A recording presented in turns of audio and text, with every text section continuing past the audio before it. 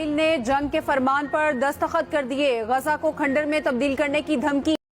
محمد قاسم نے یہ خواب 3 مارچ 2017 کو دیکھا۔ اس خواب میں دیکھتا ہوں کہ جب ترکی میں تباہی شروع ہو جاتی ہے تو اس کے بعد اسرائیل بہت زیادہ ایکٹیو ہو جاتا ہے۔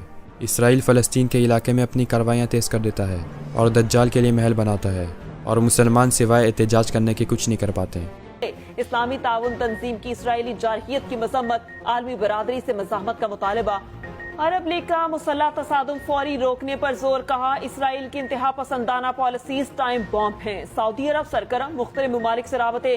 سعودی وزیر خارجہ کا امریکی ہم منصب کو فون، جنگ بندی پر اتفاق۔ یورپی یونین، اردن اور مصر کے وزراء خارجہ کو بھی فون، قطری وزیر خارجہ سے بھی بات کی۔ قطر نے تشدد میں مسلسل اضافے کا ذمہ دار اسرائیل کو ٹھہرایا۔ یورپی ممالک کی بھی حماس کے حملوں کی مذمت۔ پوپ فرانسس کا فریقین سے جنگ بندی کا مطالبہ۔ اسرائیل کچھ گروپس کو اپنے ساتھ ملا کر دہشت گردی کی کارروائیاں بھی شروع کر دیتا ہے۔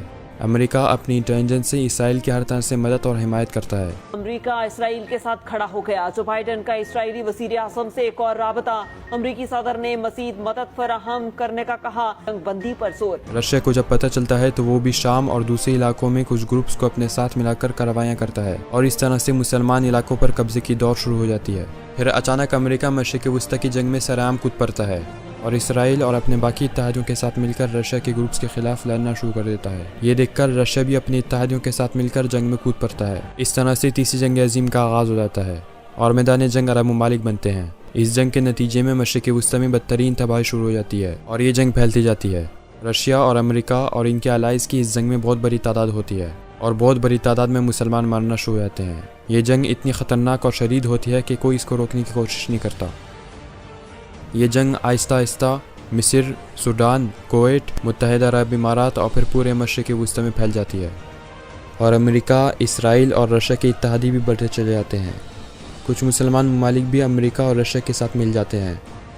دونوں سپر پاورز کی کوشش ہوتی ہے کہ وہ زیادہ سے زیادہ علاقے حاصل کریں۔ وہ اپنے علاقوں پر قبضہ برقرار رکھتے ہوئے ایک دوسرے کے خلاف لڑتے ہیں، مگر دوسری طرف پاکستان ترقی کرتا چلا جاتا ہے، کیونکہ انڈیا امریکہ اور اسرائیل کا اتحادی ہوتا ہے۔ اس لیے مشرق وسطی کے ساتھ ساتھ امریکہ، اسرائیل اور ان کے باقی اتحادی سب مل کر پاکستان پہ حملہ کرتے ہیں اور اسے تباہ کرنے کی کوشش کرتے ہیں، مگر اللہ پاکستان کے کالے جنگی جہازوں سے مدد کرتا ہے، اور ان کالے جنگی جہازوں کی تعداد 3000 کے قریب ہوتی ہے۔ پاکستان کے دشمنوں کی تعداد بہت زیادہ ہوتی ہے۔ پھر پاکستان کے خلاف جنگ شروع ہو جاتی ہے، مگر اللہ کی مدد سے پاکستان یہ جنگ جیت جاتا ہے، اور پاکستان انڈیا کے سارے علاقے فتح کر لیتا ہے، اور بنگلہ دیش اور افغانستان بھی پاکستان میں شامل ہو جاتے ہیں۔ انڈونیشیا اور ملیشیا بھی پاکستان کے ساتھ مل جاتے ہیں، اور پاکستان کے دشمنوں کو شکست ہو جاتی ہے۔ پھر پاکستان اللہ کی مدد سے مشرق وسطی کی جاری جنگ میں کود پڑتا ہے اور دونوں سپر پاورز کے خلاف لڑتا ہے۔ پاکستان ان کالے جنگی جہازوں کی مدد سے ایسے حملہ کرتا ہے کہ کوئی بھی ان کا مقابلہ نہیں کر سکتا، اور دونوں سپر پاورز کو ڈیفیٹ کرنے کے بعد پاکستان اللہ کی مدد سے سپر پاور بن جاتا ہے، اور مشرق وسطی، ترکی، مصر، سوڈان، لیبیا اور دیگر عرب ممالک کو پاکستان واپس حاصل کر لیتا ہے۔ یہ سب علاقے پاکستان میں شامل ہو جاتے ہیں، اور پاکستان ان کی تعمیر کا کام شروع کر دیتا ہے، اور حضرت محمد صلی اللہ علیہ وسلم کا سچا اسلام پھیلانا شروع کر دیتا ہے۔ اس کے بعد وہ تمام علاقے جہاں تیسری جنگ عظیم لڑی جاتی ہے، امن سے بھرنا شروع ہو جاتے ہیں۔